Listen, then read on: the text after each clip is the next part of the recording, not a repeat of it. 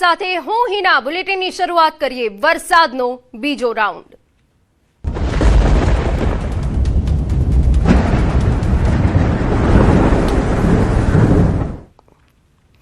આગાહીકાર અંબાલાલ પટેલે આગાહી કરી છે કે આવતીકાલથી મેઘરાજાનો બીજો રાઉન્ડ શરૂ થશે। 13મી થી 16મી સુધી વરસાદી ઝાપટા પડશે। 13 અને 14મી બંગાળ ઉપસાગરમાં સિસ્ટમ બનશે। સિસ્ટમની અસર પૂર્વ ભારતમાં થશે। રથયાત્રાના દિવસે છાંટા પડશે। અમદાવાદમાં હળવો વરસાદ પડી શકે। હવે તારીખ 13 થી 16માં વરસાદી ઝાપટા પડવાની શક્યતા રહેશે। આ વરસાદી ઝાપટા લોકલ સિસ્ટમના કારણે ભિન્ન ભિન્ન ભાગોમાં પડવાની શક્યતા રહેશે। તારીખ 13-14માં લગભગ બંગાળ ઉપસાગરમાં એક સિસ્ટમ બનવાની શક્યતા રહેશે। જો કે આ સિસ્ટમની અસર પૂર્વ ભારતના ભાગોમાં થવાની શક્યતા રહેશે। આગાહીકાર અંબાલાલ પટેલની આગાહી છે કે 17-18ના બીજી એક સિસ્ટમ બનશે જેની અસર ગુજરાતમાં થશે। ઉત્તર ગુજરાતમાં ભારે વરસાદ પડશે। મહેસાણા, અરવલ્લી, બનાસકાંઠા, સાબરકાંઠામાં વરસાદ પડશે। પંચમહાલમાં પણ ધોધમાર વરસાદ પડશે। વડોદરા, મહીસાગર, તાપીના ભાગમાં ભારે વરસાદની શક્યતા છે। 17 થી 23મી સુધી વરસાદ ભૂક્કા બોલાવશે। બીજી એક સિસ્ટમ તારીખ 17-18માં બંગાળ ઉપસાગરમાં બનવાની શક્યતા રહેશે, જેની અસર ગુજરાતના ભાગો તરફ થવાની શક્યતા રહેશે। જેના કારણે લગભગ ઉત્તર ગુજરાતના ભાગો, મહેસાણાના ભાગો, આ ઉપરાંત લગભગ બનાસકાંઠાના ભાગો, સાબરકાંઠાના ભાગો, અરવલ્લીના ભાગોમાં પણ વરસાદ થવાની શક્યતા રહેશે। પંચમહાલના કેટલાક ભાગોમાં પણ વરસાદ થવાની શક્યતા રહેશે। કોઈ ભાગમાં ભારે વરસાદ થવાની શક્યતા રહેશે। વડોદરાના ભાગો, મધ્ય ગુજરાતના ભાગો અને મહીસાગરના ભાગોમાં પણ વરસાદ થવાની શક્યતા રહેશે। તાપીના ભાગોમાં પણ વરસાદ થવાની શક્યતા રહેશે। કોઈ ભાગમાં ભારે વરસાદ થવાની શક્યતા રહેશે। તારીખ 17 થી 23માં જુદા જુદા ભાગોમાં વરસાદ થવાની શક્યતા રહેશે। આગાહીકાર અંબાલાલ પટેલે આગાહી કરી છે કે 22મી બાદ દક્ષિણ ગુજરાતમાં મેઘો જામશે। 24મી થી 26મી સુધી દક્ષિણ ગુજરાતમાં વરસાદ પડશે। 2 દિવસ પૂર આવે એવો વરસાદ પડશે।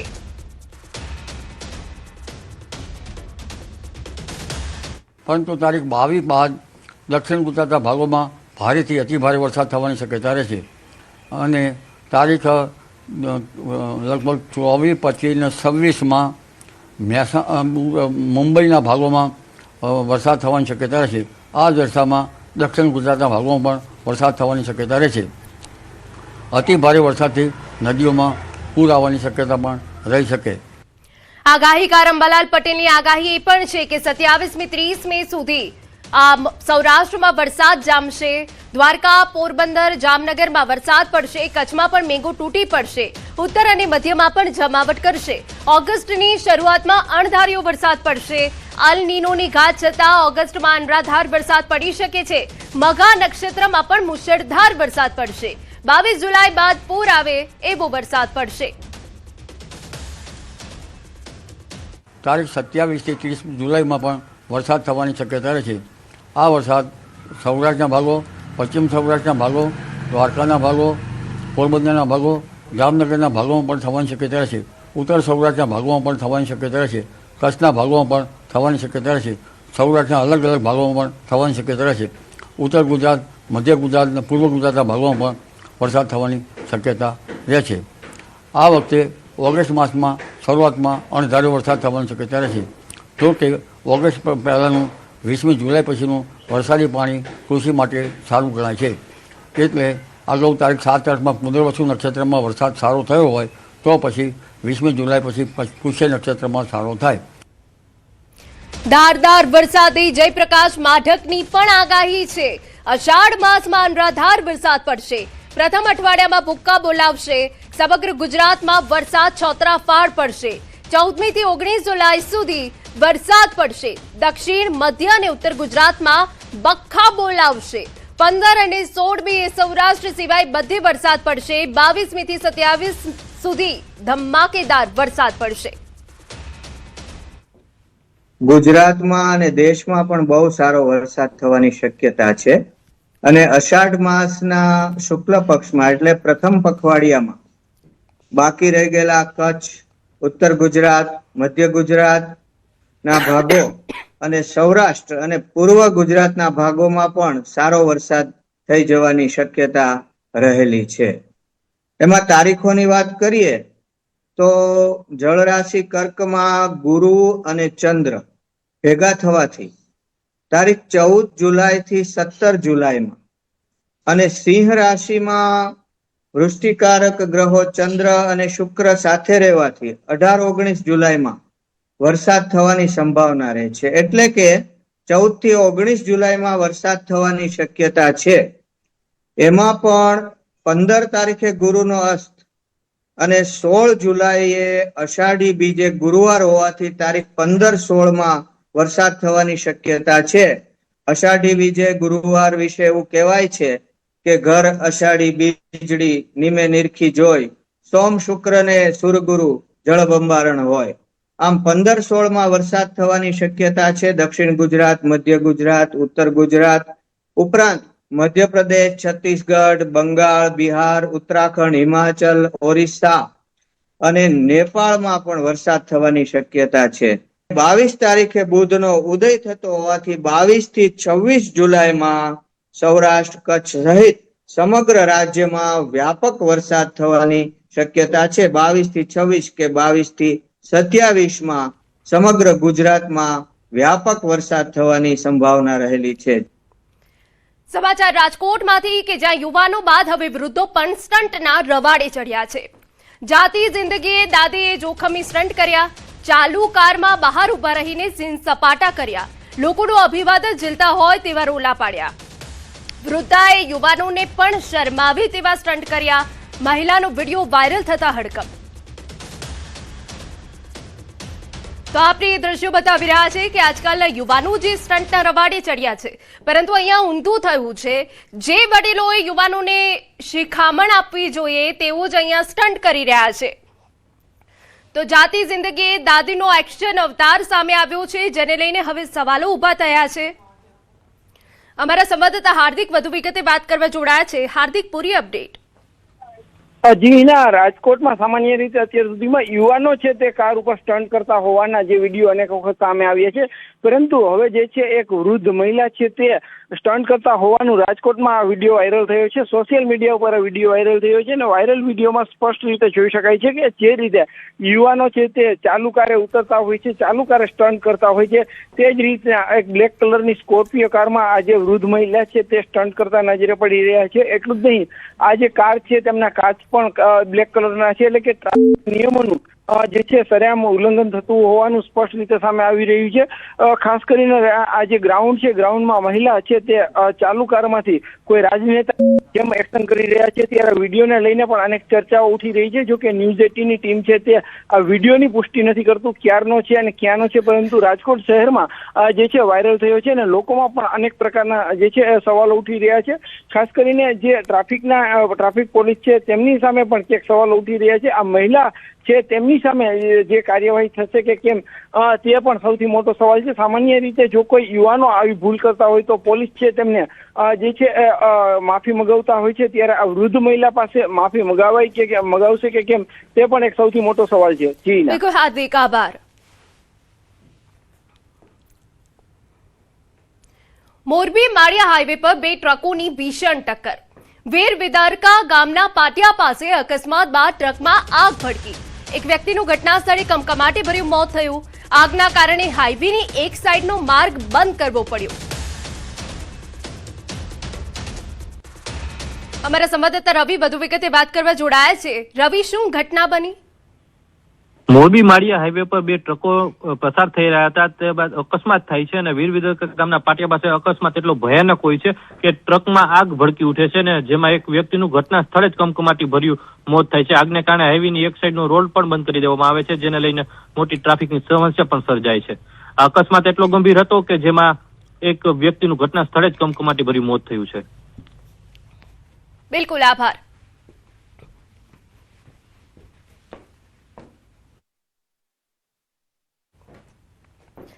જમ્મુ કાશ્મીરના રિયાસી જિલ્લામાં સતત ભારે વરસાદના કારણે ચિનાબ નદીની જળ સપાટીમાં વધારો થયો. વધતા પાણીના પ્રવાહને ધ્યાનમાં રાખી સલાલ ડેમના રિસ્પ્લેવે ગેટ્સ ખોલવામાં આવ્યા, જેથી વધારાનું પાણી સુરક્ષિત રીતે છોડવામાં આવી શકે. ડેમના ગેટ ખોલતા જ ઇનાબ નદીમાં પાણીનો પ્રવાહ વધુ તેજ બન્યો. સ્થાનિક પ્રશાસને નદી કિનારાના વિસ્તારોમાં રહેતા લોકોને સાવચેત રહેવા અને નદીની નજીક ન જવા અપીલ કરી. હાલ પરિસ્થિતિ પર સતત નજર રાખવામાં આવી રહી છે અને જરૂરી તમામ પગલાં લેવામાં આવી રહ્યા છે.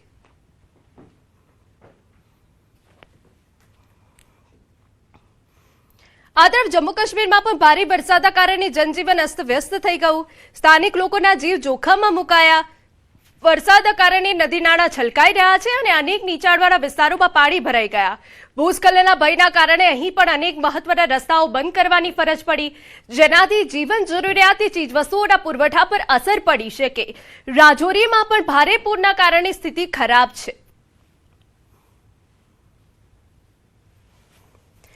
જમ્મુ કાશ્મીરના પૂંચ જિલ્લાના મેંધર વિસ્તારમાં ભારે વરસાદના કારણે ડાક બંગલા નજીક રસ્તા પર લગભગ 1 મીટર સુધી પાણી ભરાઈ ગયું, જેના કારણે ટ્રાફિક ગંભીર રીતે પ્રભાવિત થયો.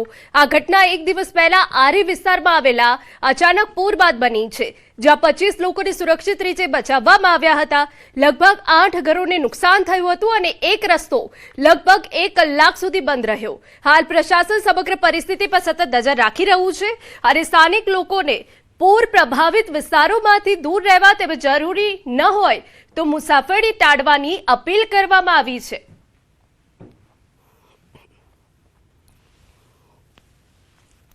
ભારતના અનેક પહાડી રાજ્યો હાલમાં મેઘપ્રહારના કારણે ગંભીર પરિસ્થિતિનો સામનો કરી રહ્યા છે. ઉત્તરાખંડ, હિમાચલ પ્રદેશ અને જમ્મુ કાશ્મીર સહિત આ વિસ્તારોમાં મુશળધાર વરસાદે હાહાકાર મચાવ્યો છે. ચોમાસાની આક્રમક અસરના કારણે પહાડી વિસ્તારમાં ભૂસ્ખલન અને રસ્તા બંધ થવાની ઘટનાઓ ચિંતાજનક રીતે વધી રહી છે. હિમાચલ પ્રદેશમાં પણ ભારે વરસાદથી લોકો ત્રાહિમામ પોકારી ઉઠ્યા છે. શિમલા સહિત શહેરોમાં પૂર જેવી સ્થિતિ છે. નદીઓ ગાંડીતૂર થઈ ગઈ છે. ભારે વરસાદના કારણે થયેલા ભૂસ્ખલનથી ઉત્તરાખંડમાં 120 રસ્તાઓ બંધ થઈ ગયા. યમનોત્રી નેશનલ હાઈવેનો એક ભાગ ધોવાઈ ગયો. લગભગ 100 યાત્રાળુઓને દોરડા વડે બહાર કાઢવામાં આવ્યા. બીજી તરફ બદ્રીનાથમાં ભારે વરસાદ બાદ અલખનંદા નદી ગાંડીતૂર બની.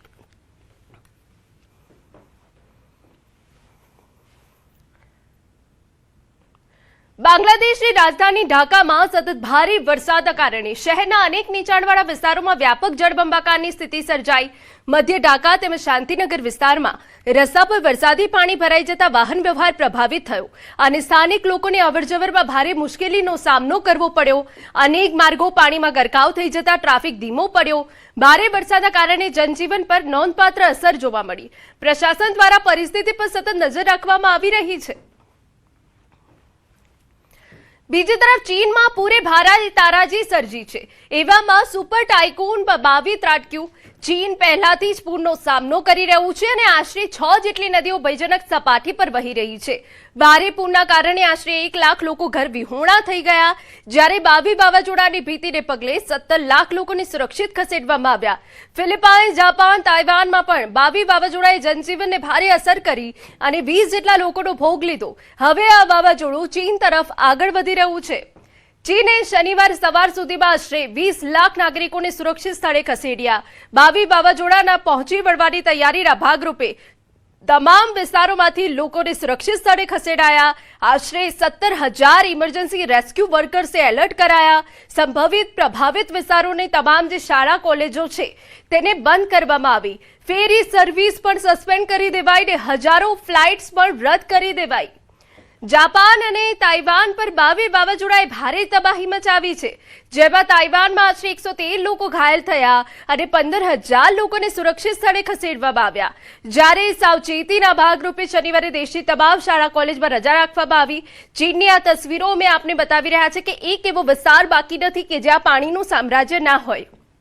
હાલ પૂરના કારણે તમામ જે જગ્યા છે એ જળમગ્ન થઈ ગઈ છે. ઘરો પાણીમાં ડૂબી ગયા છે, જેના કારણે હજારો લોકોનું સ્થળાંતર કરવાની ફરજ પડી છે. ચીનનું તંત્ર મેદાનમાં ઉતરી ગયું છે. અત્યાર સુધી 200 જેટલી ફ્લાઇટ્સ રદ કરી દેવામાં આવી છે. જાપાનના ઓકિનાવા વિસ્તારમાં ભારે પવન સાથે ત્રાટકેલા વાવાઝોડાને પગલે 200 જેટલી ફ્લાઇટ્સ રદ થઈ ગઈ. હાલમાં વાવાઝોડું તાઇવાનથી આગળ નીકળી ચીનની નજીક પહોંચી ગયું હોવાથી ચીનના તાઇઝોઉ અને અન્ય જે આસપાસ ટાપુઓ છે ત્યાં હાઈ એલર્ટ આપી દેવાયું છે.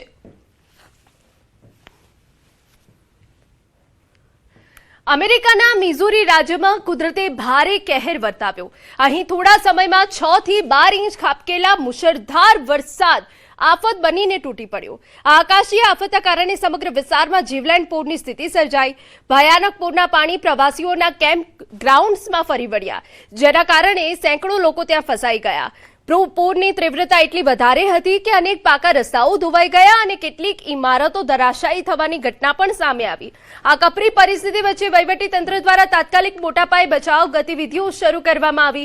ભારે જહેમત બાદ પૂરના પાણીમાં ફસાયેલા 200 થી વધુ કેમ્પર્સ અને ત્યાંના સ્ટાફ કર્મચારીઓને સુરક્ષિત બહાર કાઢી તેમનો જીવ બચાવી લેવાયો. હાલમાં પણ પ્રભાવિત વિસ્તારોમાં રાહત અને બચાવ કામગીરી યુદ્ધના ધોરણે ચાલી રહી છે.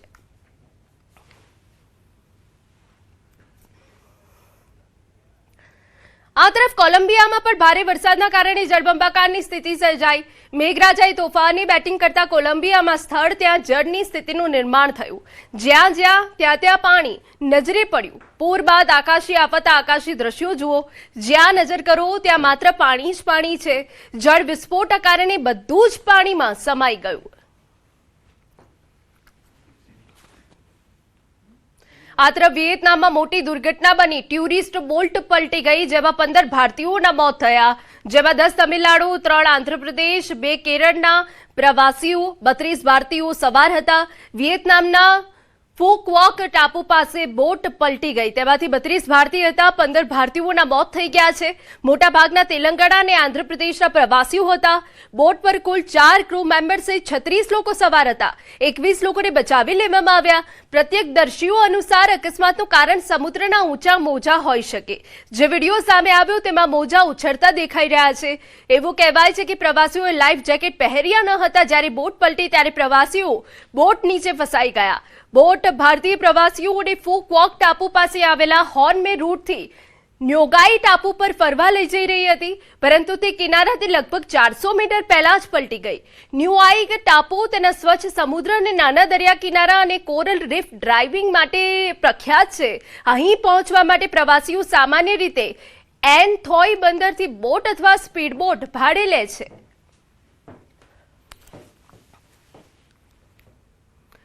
સમાચારમાં રોકાઈ એક વિરામ માટે.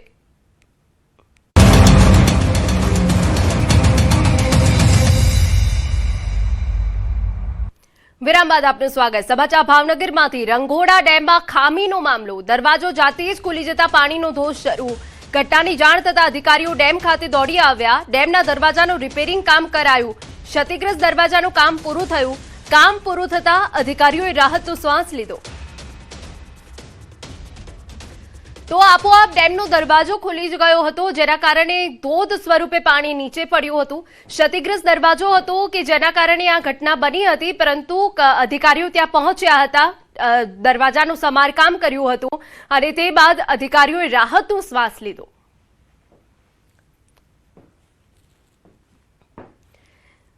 દ્વારકામાં વરસાદની ખેંચ વચ્ચે ખેડૂતોની ચિંતા વધી રહી છે. કાનપર શેરડી ગામ પાસે આવેલા શેઢા ભાડથરી ડેમમાં પાણી ખૂટી જતા આસપાસના ગામોના ખેડૂતો મુશ્કેલીમાં મુકાયા. આ ડેમ પર આસપાસના 6 થી 7 ગામોના ખેડૂતો સિંચાઈ અને પીવાના પાણી માટે નિર્ભર છે. વરસાદ ન પડતા ડેમમાં પાણીનો જથ્થો સમાપ્ત થવાની સ્થિતિ સર્જાઈ છે. ત્યારે ડેમમાં સૌની યોજના મારફતે નર્મદાનું પાણી છોડવાની માંગ ખેડૂતો કરી રહ્યા છે. ખેડૂતોનું કહેવું છે કે સૌની યોજના મારફતે નર્મદાનું પાણી છોડવાની માંગ તેઓ અનેક વખત તંત્ર સમક્ષ કરી ચૂક્યા છે, છતાં આજ દિન સુધી કોઈ કાર્યવાહી કરવામાં આવી નથી. તેથી 150 જેટલા ખેડૂતો ડેમ કિનારે એકત્ર થયા હતા અને તંત્ર સામે રોષ વ્યક્ત કર્યો હતો. દેવભૂમિ દ્વારકા જિલ્લામાં આ શેઢા ભાડથરી ડેમ સૌની યોજનામાં સરકાર લઈ લે એવી ખાસ વિનંતી છે. લગભગ બધા ગામ આવી ગયા છે. અમારું જે આ ડેમ છે એ બાકી છે. અમે આની વારંવાર રજૂઆત કરેલી છે, લેખિત અને મૌખિત, પણ આનું કોઈ અત્યારે સુધીમાં ઇલ્ઝામ આવ્યો નથી. તો સરકારશ્રીને એવી અમારી નમ્ર વિનંતી છે કે આ સૌની યોજનામાં લઈ લે. ઘણા સમયથી પૂરો થઈ ગયો છે. સરકારે એવી રજૂઆત કરી છે કે સૌની યોજનામાં લેવામાં આવશે, પણ હજી સુધીમાં કંઈ સરકાર ધ્યાન દીધું નથી. અને વરસાદ ખેંચાતા ઘણી બધી પાણીની જરૂર છે, પણ ક્યાંય કંઈ સરકાર ધ્યાન દેતી નથી. અમારે અહીંયા જેમ કે શેઢા ભાડથર, ચપ્પર, રાજપરા, ચૂર, આ કનકપર, ગોલણ શેરડી આજુબાજુના 5-7 ગામને પાણીનો પ્રશ્નનો હલ થાય એમ છે જો સરકાર શ્રી આમનું કંઈક નિવેડો લાવે વહેલી તકે એવી અમારે ખેડૂને સરકારશ્રીને વિનંતી છે. સમાચારમાં આગળ વધીએ તો હિંમતનગર ખેડા બાદ અરવલ્લીમાં ચાંદીપુરાની એન્ટ્રી થઈ છે. અરવલ્લીમાં ચાંદીપુરા વાયરસના લક્ષણો મળી આવ્યા. બાયડ તાલુકાના એક ગામમાં બાળકમાં લક્ષણો જોવા મળ્યા. બાળકને હિંમતનગર સિવિલ હોસ્પિટલ ખસેડાયું હોવાની વિગત છે. બાળકના સેમ્પલને લેબમાં મોકલી આપ્યા. અરવલ્લી આરોગ્ય વિભાગ સતર્ક બન્યું છે. ગામની અંદર ફોગિંગની કામગીરી હાથ ધરાઈ. જિલ્લામાં પહેલો શંકાસ્પદ ચાંદી વાયરસનો કેસ સામે આવ્યો છે. અમારા સંવાદદાતા હાર્દિક વધુ વિગતે વાત કરવા જોડાયા છે. હાર્દિક, આરોગ્ય વિભાગની શું કામગીરી હાલ? ચોક્કસથી હિના, જે પ્રકારે અરવલ્લી જિલ્લામાં પ્રથમ ચાંદીપુરા કેસનું જે શંકાસ્પદ લક્ષણ સાથે એક બાળક મળી આવ્યું છે. બાયડ તાલુકાનું જે ગામ છે ત્યાંનું આ બાળક છે, જેને હિંમતનગર સિવિલમાં તાત્કાલિક અસરથી મોકલી દેવામાં આવ્યું છે. સ્થાનિક કોઈ પણ જગ્યાએ સારવાર આપતા પહેલા સીધું જ તેને સિવિલ ખાતે મોકલી અને ત્યાં જ પીડિયાટ્રિક વિભાગના જે ડોક્ટરો છે તેના દ્વારા જે નમૂના લઈ અને લેબમાં મોકલી આપવામાં આવ્યા છે. સમગ્ર મામલે અરવલ્લી જિલ્લા વહીવટીતંત્ર સતર્ક બન્યું છે અને ગામમાં જઈ હાલ ફોગિંગની કામગીરી કરવામાં આવી રહી છે. લગભગ 5 જેટલી ટીમો ગામમાં ઉતારી દેવામાં આવી છે અને ફોગિંગ કરી અને જે વાયરસ છે, જે વાયરસના લક્ષણો ધરાવતી જે માખીઓ છે તેને દૂર કરવાની કામગીરી કરવામાં આવી રહી છે. મહત્વની બાબત એ છે કે કાચા મકાનો હોય છે ત્યાં જ આ જે સેન્ડ ફ્લાય જે માખી છે તે આવતી હોય છે અને આ સંજોગોમાં ખૂબ જ ગંભીરતાપૂર્વક કામ કરવામાં આવી રહ્યું છે. વર્ષ 2024 બાદ 2026માં શંકાસ્પદ કેસ સામે આવ્યો છે. જી બિલકુલ, આભાર. યાત્રાધામ અંબાજી ખાતે અષાઢી બીજથી દર્શન અને આરતીના સમયમાં ફેરફાર કરવામાં આવ્યો. અંબાજી મંદિરમાં 3 વખત થતી આરતી અષાઢી બીજથી 2 વખત જ કરવામાં આવશે. બપોરે કરાતી આરતી બંધ કરાશે. દર્શનનો સમય પણ લંબાવાયો છે. સવારે મંદિર 10:45 કલાકે બંધ થતું હતું, તેના બદલે હવે 11:30 સુધી લંબાવાયું છે અને માતાજીની 7 દિવસની સવારની જે દર્શન છે તે માત્ર 10:45 સુધી થતા હતા, જે હવે 4.5 કલાક સુધી થઈ શકશે. એટલું જ નહીં, ભક્તો અષાઢી બીજથી ફરી અન્નકૂટ ધરાવી શકશે. 16 જુલાઈથી આરતી અને દર્શનના સમયમાં ફેરફાર કરવામાં આવશે. જે સવારે 11:15 મંદિર બંધ થતું હતું એની જગ્યાએ 11:30 મંદિર મંગળ કરવામાં આવશે અને બપોરે જે આરતી થતી હતી એવી આરતી નહીં થાય. તેની જગ્યાએ 12 વાગે કપૂર આરતી કરવામાં આવશે અને 12:30 થી 4:30 મંદિરનો દર્શન સમય રહેશે અને સાંજે જે આરતી 7 વાગે થતી હતી એ સમય પ્રમાણે 7 વાગે જ થશે. અમદાવાદ મનપા દ્વારા ભાડજમાં 5 મિલિયન ટ્રીઝ અભિયાન હેઠળ વૃક્ષારોપણનો કાર્યક્રમ યોજાયો. કાર્યક્રમમાં અમિત શાહે હાજરી આપી સંબોધન કર્યું. તેમણે જણાવ્યું, એક પેડ માં કે નામ અભિયાન હેઠળ ગાંધીનગર લોકસભા વિસ્તારમાં 1.25 કરોડ વૃક્ષો વાવવામાં આવ્યા. અમદાવાદ શહેરમાં મિશન 5 મિલિયન અને ગાંધીનગર લોકસભામાં 1.25 કરોડ વૃક્ષ વાવવાનું અભિયાન આજે આપણું પૂરું થવાનું છે. આ 1.25 કરોડ વૃક્ષો 5 વર્ષ પછી અમદાવાદ શહેર અને ગાંધીનગર લોકસભા ક્ષેત્રનું તાપમાન 5%થી વધુ ઓછું કરશે એમાં મને કોઈ શંકા નથી. UNM ફાઉન્ડેશન ટોરેન્ટ દ્વારા એક હેરિટેજ પાર્ક વિકસાવવામાં આવ્યો, જે આકર્ષક સ્થાપત્યો દ્વારા અમદાવાદના ઇતિહાસને રજૂ કરે છે. કેન્દ્રીય ગૃહમંત્રી અમિત શાહે વર્ચ્યુઅલી આ પાર્કનું ઉદઘાટન કર્યું. પૂર્વ રિવરફ્રન્ટ પર વિકસાવવામાં આવેલા આ પાર્ક અમદાવાદ મ્યુનિસિપલ કોર્પોરેશનના સહયોગથી UNM ફાઉન્ડેશનની પહેલ હેઠળ વિકસાવવામાં આવેલો અમદાવાદનો 12મો પાર્ક છે. સ્વામી વિવેકાનંદ બ્રિજ અને નહેરુ બ્રિજ વચ્ચે આવેલો આ હેરિટેજ પાર્ક એક લિનિયર પાર્ક છે, જેની પૃષ્ઠભૂમિમાં ભદ્રાનો કિલ્લો આવેલો છે. આ હેરિટેજ પાર્ક AMCના સેન્ટ્રલ ઝોનના જમાલપુર વોર્ડમાં 20,000 ચોરસ મીટર વિસ્તારમાં 10 કરોડથી વધુના ખર્ચે વિકસાવવામાં આવ્યો છે. તો અમિત શાહના હસ્તે તેનું લોકાર્પણ કરવામાં આવ્યું છે અને આ જે પાર્ક છે તેની તસવીરો અમે આપને બતાવી રહ્યા છે. સાબરમતી ખાતે જીવન થતો આ અમદાવાદનો ઇતિહાસ PPP મોડેલ હેઠળ 10 કરોડના ખર્ચે તૈયાર કરાયું છે.